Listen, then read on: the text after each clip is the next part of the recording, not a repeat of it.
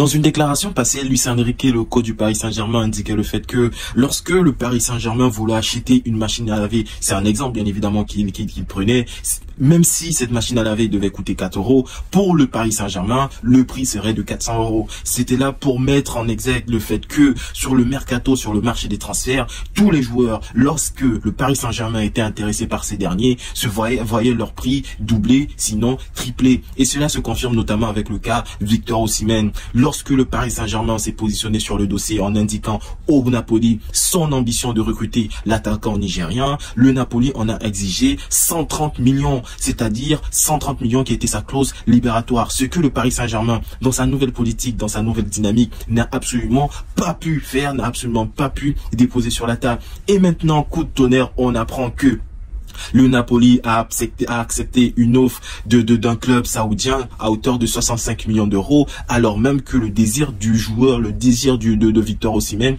est de rester en Europe et de jouer notamment pour le Paris Saint-Germain. Et là, ils disent au monde entier que le prix de notre joueur, le vrai prix de notre joueur est de 65 millions d'euros et non 130 millions. Vous vous rendez compte que sa valeur marchande entre le début du mercato et la fin du mercato, elle a été divisée carrément par 2. Et ça, c'est...